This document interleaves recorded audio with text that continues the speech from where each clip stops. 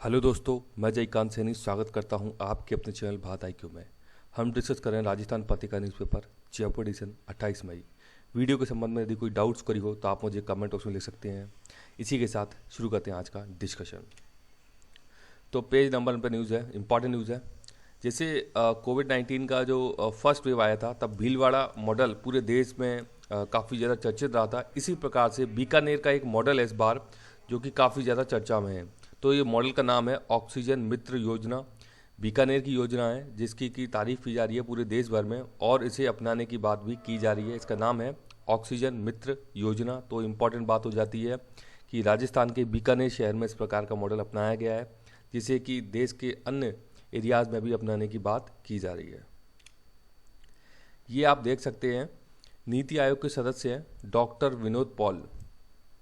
VK Paul आपने नाम सुना होगा। इम्पॉर्टेंट मेंबर हो जाते हैं इस प्रकार के जो कि चर्चा में रहते हैं।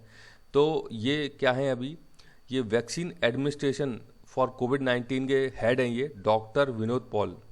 डॉक्टर विनोद पॉल इनका नाम है पूरा। तो वैक्सीन को लेकर के जो भी मेजर इम्पॉर्टेंट चीज़ें चल रही हैं भारत के अंदर, तो उस पर इनका कड़ी निगरानी बनी हुई है, इनकी गाइडलाइन उसमें रहती हैं। तो ये सारी की सारी चीज़ है। तो यहाँ पे वैक्सीन की बात की जा रही है, यहाँ पे कुछ तर्क वितर्क की बात की जा रही है कि किसकी जिम्मेवारी है किसकी नहीं है। तो ये सारे के सारे कुछ यहाँ पे मुद्दे हैं। तो इसके साथ में हम देख लेते हैं नीति आयोग के बारे में। तो सबसे पहला प्रश्न है कि नीति आयोग किस प्रकार की बॉडी है, ये मुझे कमेंट बॉक्स में बताइए नीति आयोग के बारे में। इसके संबंध में इसके चेयरपर्सन होते हैं तो वो हैं PM श्री नरेंद्र मोदी साहब, और vice chairperson doctor Rajiv Kumar साहब है अभी। तो ये इंपॉर्टेंट हो जाता है, पूछा जा सकता है, क्योंकि इससे पहले जो थे वो अरविंद करके नाम था उनका, वो थे पहले वाइस चेयरमैन, लेकिन अभी ये चेंज हो गए हैं, डॉक्टर राजीव कुमार हैं। आई थिंक अरविंद शायद पनगरिया था या कुछ इस प्रकार से नाम था, लेकिन मुझे याद है कुछ अरविंद करके उनका नाम था। तो वो एक्चुअली स्टडी के सिलसिले में बाहर चले गए, इंडिया के बाहर। तो उसके बाद डॉक्टर राजीव कुमार को वाइस चेयरमैन बनाया गया। इसके अलावा फुल टाइम मेंबर्स हैं यहाँ पे 3 इंपॉर्टेंट है, VK सारस्वत, प्रोफेसर रमेश चंद और डॉक्टर VK पॉल। इन्हीं की बात की जा रही है। डॉक्टर VK पॉल जो कि वैक्सीन एडमिनिस्ट्रेशन फॉर कोविड-19 के हेड हैं अभी, डॉक्टर विनोद पॉल या VK पॉल शॉर्ट में उनको बोला जा रहा है। एक्स ऑफिशियो मेंबर भी है यहाँ पे, यानी कि पदेन सदस्य जो होते हैं। पदेन सदस्य क्या होते हैं, जैसे कि आप देख सकते हैं मिनिस्टर ऑफ डिफेंस कौन है, राजनाथ सिंह जी हैं। होम मिनिस्टर अमित शाह जी, निर्मला सीतारमन जी जो कि फाइनेंस मिनिस्टर हैं अभी वर्तमान में, और नरेंद्र सिंह तोमर साहब जो कि ma'am minister of agriculture and farmer welfare हैं।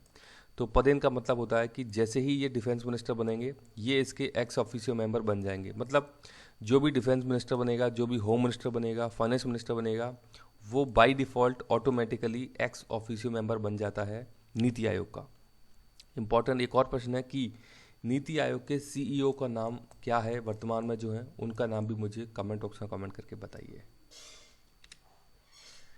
ये बात की जा रही है 12th एग्ज़ाम्स की, CBSE बोर्ड की जो परीक्षाएं हैं उनको लेकर के काफ़ी ज़्यादा चर्चाएं चल रही हैं। तो ये एक नई चीज़ निकल करके आ रही है कि अब जो परीक्षा का समय है वो महज 30 मिनट का करने की बात की जा रही है, जो कि पहले 3 घंटे का होता था।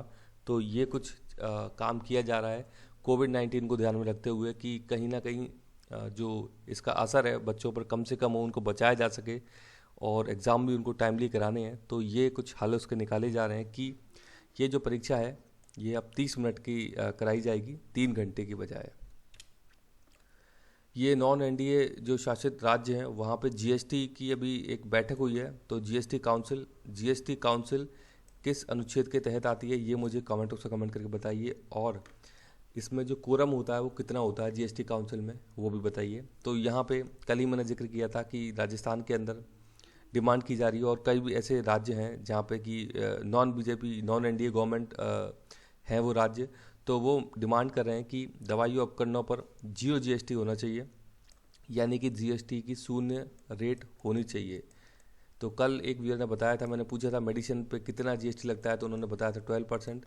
तो इसको 0% करने की बात की जा रही है, इसकी डिमांड की जा रही है ताकि लोगों को सस्ता इलाज राज्य सरकार कर सके, क्योंकि उनके पास अभी सबके पास पैसे की कमी है। कोविड-19 के कारण इकोनॉमी ठप पड़ी हुई है।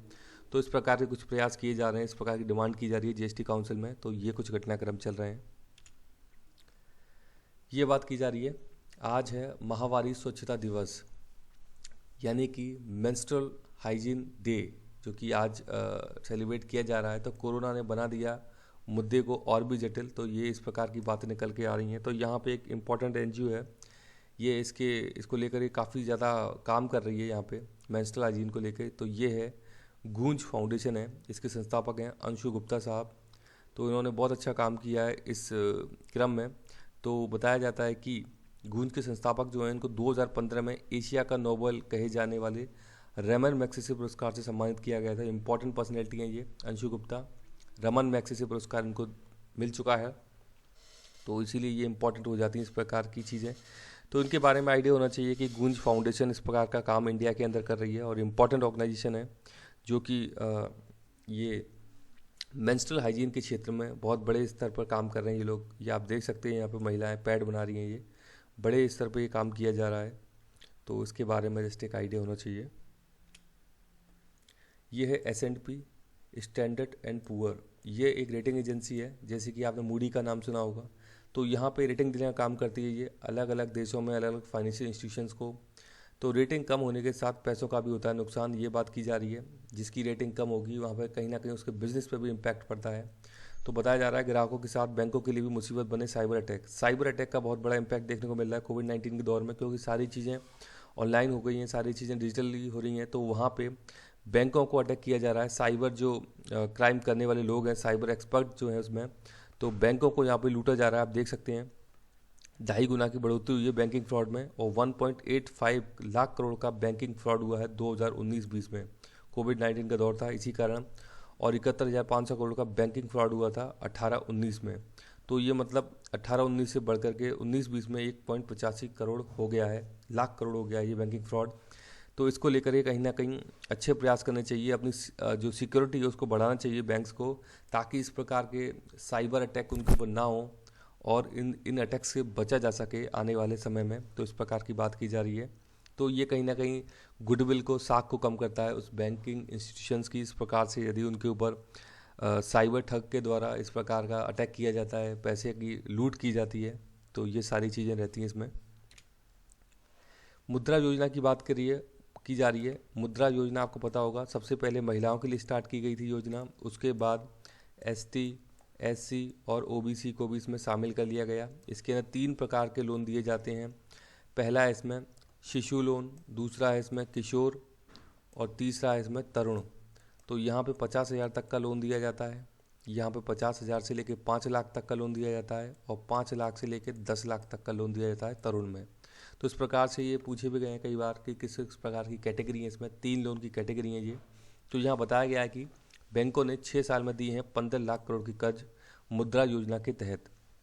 तो ये छोटी जो इंडस्ट्रीज़ हैं उनके लिए दिए जाते हैं ये छोटे छोटे कुछ अपने बिजनेस स्टार्ट करने के लिए ये योजना स्टार्ट की गई थी PM मोदी साहब के आने के बाद। तो ये इंपॉर्टेंट इस प्रकार की स्कीम्स हैं, तो इनके बारे में कुछ एक आइडिया होना चाहिए। तो ये सभी बैंक्स, शेड्यूल बैंक्स जो हैं, काफ़ी सारी बैंक्स इस योजना को देती हैं, ये मुद्रा योजना जो है। तो आप देख भी सकते हैं इसके बारे में यदि और जानकारी चाहते हैं बैंक्स की वेबसाइट पर जाकर के कि मुद्रा योजना क्या है। यहाँ पे बात की जा रही है ग्लोबल वार्मिंग की। ग्लोबल वार्मिंग का खतरा 2025 तक बढ़ सकता है 1.5 डिग्री, 1.5 डिग्री वैश्विक तापमान, यानी कि ग्लोबल जो टेम्परेचर है वो 1.5 डिग्री तक बढ़ सकता है। तो आप देखिए ये ग्राफ बनाया हुआ है यहाँ पे इन्होंने। 1850 यानी कि इंडस्ट्रियल इरा की स्टार्टिंग हुई थी 1850 में, तब ये यहाँ पे स्तर लिया है इन्होंने, 0 का लिया है यहाँ पे स्तर। इस स्तर से यहाँ पे देखेंगे आप, ये इस प्रकार से इंक्रीज हो रहा है। अभी 2025 की बात की जा रही है और हम बैठे हुए हैं अभी 2020 में। तो आप देख सकते हैं यहाँ पे कहीं ना कहीं 1.2 या 1.5 डिग्री के आसपास ये पहुँचने वाला है 2025 तक, इस प्रकार का अनुमान लगाया जा रहा है। तो आपको पता होगा पेरिस जो सम्मेलन हुआ था, पेरिस सम्मेलन में बात की गई थी कि जो टेम्परेचर है, पेरिस जलवायु सम्मेलन हुआ था 2015-16 में। तो यहाँ पे बात की गई थी टेम्परेचर में 2% की कमी करनी है, यानी कि 2 डिग्री की कमी करनी है, सॉरी, टेम्परेचर में 2 डिग्री की कमी करनी है। कौन सा स्तर रखना है? ये जो 1850 का स्तर था, इससे 2 डिग्री हमको नीचे लेके जाना है टेम्परेचर को। ये इस पेरिस जलवायु समझौते के तहत बात की गई थी। ये इस प्रकार की चीज़ें सामने निकल करके आई थी। तो यहाँ पे आदर्श रूप से वार्मिंग को 1.5 डिग्री से नीचे रखने का प्रयास करना है। किसी एक साल में 1.5 डिग्री तापमान बढ़ने से समझौते का उल्लंघन नहीं होगा। तो यहाँ पे ये बात की जा रही है कि अभी ये बात कर रहे हैं 1.5 डिग्री कम करने की, क्योंकि इतना जा रहा है ये 2025 तक। लेकिन पेरिस जलवायु सम्मेलन में बात की गई थी 2 डिग्री की। तो ये इंपॉर्टेंट चीज़ें हैं। तो यहाँ पे बताया गया है कि लॉकडाउन से भी कुछ खास इसके ऊपर इम्पैक्ट नहीं पड़ा है। ये जो टेम्परेचर बढ़ता जा रहा है, इसको लेकर के WMO है, वर्ल्ड मीटरोलॉजिकल ऑर्गेनाइजेशन, ये बताती है कि किस प्रकार से टेम्परेचर बढ़ रहा है, कितना टेम्परेचर बढ़ रहा है। अच्छा, ये जो टेम्परेचर है, ये ऐसा नहीं कि लास्ट ईयर इतना था और इससे बढ़कर के इतना हो गया, ऐसे कैलकुलेट नहीं किया जाता है। ये एक लॉन्ग टर्म ईयर्स के ऊपर बेस्ड होता है ये। जैसे कि 50 साल के अंदर इतना टेम्परेचर था और आने वाले 50 साल जो हैं उसके बाद इतना टेम्परेचर हो गया, तब जाके ये कुछ कैलकुलेशंस की जाती हैं। ऐसा नहीं कि 1-2 साल के आधार पर ये टेम्परेचर निकाला जाता है कि हमारे यहाँ पे टेम्परेचर बढ़ रहा है। तो ये कुछ चीज़ें हैं, इनके बारे में आपको बेसिक आइडियाज होने चाहिए। तो आप एक बार देखिएगा पेरिस जलवायु सम्मेलन कब हुआ, क्या क्या और इम्पोर्टेंट चीज़ें हैं। तो यहाँ पे 2 डिग्री का प्रावधान रखा गया था उसके तहत। तो ये कुछ इम्पोर्टेंट चीज़ें हैं। ये एक न्यूज़ है, लक्षद्वीप की न्यूज़ है ये। तो ये आप देख सकते हैं, लक्षद्वीप यहाँ पे है, अरब सागर वाला जो एरिया है यहाँ पे लक्षद्वीप है। इसी के संबंध में न्यूज़ है। तो न्यूज़ है, लक्षद्वीप में 8 भाजपा नेताओं के द्वारा इस्तीफे दिए गए हैं, क्योंकि यहाँ पे जो एडमिनिस्ट्रेटर हैं उनके द्वारा तानाशाही की जा रही है। लक्षद्वीप समूह के प्रशासक प्रफुल्ल पटेल, ये नाम याद रखिएगा, तो एडमिनिस्ट्रेटर है यहाँ पे प्रफुल्ल पटेल, के खिलाफ भाजपा में भी विरोध बढ़ रहा है। राष्ट्रपति और गृह मंत्री से शिकायत के बाद पिछले 2 दिन में भारतीय जनता युवा मोर्चा के 8 सदस्य इस्तीफा दे चुके हैं। यानी कि 8 भाजपा नेताओं ने इस्तीफा दे दिया है, क्योंकि इनकी दादागिरी, इनकी तानाशाही वहाँ पे कायम है। इनके द्वारा कुछ ऐसे गलत डिसीजन लिए गए हैं लोगों के खिलाफ, तो उसकी यहाँ पे बात की जा रही है। तो मैं आपको एक बार दिखा देता हूँ। ये है प्रफुल्ल पटेल साहब, जो कि एडमिनिस्ट्रेटर है वहाँ पे अभी। तो नाम इनका याद रखिएगा। हम बात कर रहे हैं लक्षद्वीप, जो कि एक यूनियन टेरिटरीज़ है। तो वर्तमान में भारत के अंदर यूनियन टेरिटरीज़ की संख्या है 8। तो ये कौन कौन सी हैं? जम्मू कश्मीर, लद्दाख, दिल्ली, चंडीगढ़, दादरा नागर हवेली एंड दमन दीव, ये अभी एक ही हो गई है ये, लक्षद्वीप, पुडुचेरी और अंडमान निकोबार आइलैंड्स। तो हम बात कर रहे हैं लक्षद्वीप की यहाँ पे। तो याद रखिएगा 8 यूटी हैं यहाँ पे और 28 राज्य हैं यहाँ पे। तो ये कैसे हुआ? एक और इम्पॉर्टेंट चीज़ यहाँ पे है कि 2 यूटी ऐसी हैं जिनका कि अपना हाई कोर्ट है, वो हैं जम्मू कश्मीर और दिल्ली। ये भी प्रश्न बनता है आपसे कि 2 यूटी कौन सी हैं जिनका कि हाई कोर्ट, उनका खुद का अपना हाई कोर्ट है। दिल्ली और जम्मू कश्मीर ऐसी यूटी हैं जिनका कि अपना खुद का हाई कोर्ट है। अच्छा, एक और प्रश्न है कि लक्षद्वीप का हाई कोर्ट कौन सा लगता है, ये मुझे बताइए। कौन सा लक्षद्वीप का हाई कोर्ट है, ये कमेंट बॉक्स में कमेंट करके बताइए। अब देख लेते हैं ज्योग्राफिकल लोकेशन एक बार थोड़ा सा।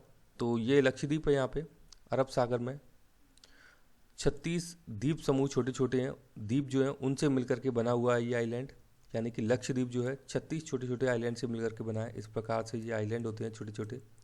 70,000 की केवल पॉपुलेशन है, बहुत ही छोटी सी पॉपुलेशन है, बड़े आराम से कंट्रोल कर सकते हैं। 40 स्क्वायर किलोमीटर का एरिया है तकरीबन इसका, बहुत ज़्यादा कोई बड़ा इशू नहीं है इसको कंट्रोल करना, मैनेज करना। और 8 to 12 डिग्री लैटिट्यूड यहाँ पे स्टार्ट होता है, यानी कि लोएस्ट 8 डिग्री लैटिट्यूड है और यहाँ ऊपर 12 डिग्री तक जाता है ये। तो ये एरिया में ये एक्सपेंडेड है पूरा का पूरा लक्षद्वीप। तो ये कुछ इंपॉर्टेंट चीज़ें, इनके बारे में आपको आइडिया होना चाहिए। आप मुझे बताइए कि लक्षद्वीप में भी कुछ बड़े 2-3 आइलैंड के ग्रुप हैं, उनके नाम मुझे कमेंट बॉक्स में कमेंट करके बताइए, क्योंकि चर्चा में काफ़ी ज़्यादा है ये, तो यहाँ से प्रश्न बनने की संभावना हो जाती है। तो मुझे आशा है कि वीडियो आपको अच्छा लगा होगा। यदि वीडियो अच्छा लगा है तो ज़्यादा से लाइक करें, शेयर करें, सब्सक्राइब करें, ताकि और भी लोग वीडियो का फ़ायदा उठा सकें। आप मुझे अपने सुझाव कमेंट बॉक्स में भेज सकते हैं या मुझे ईमेल भी कर सकते हैं। इसी के साथ धन्यवाद, मिलते हैं अगली वीडियो में।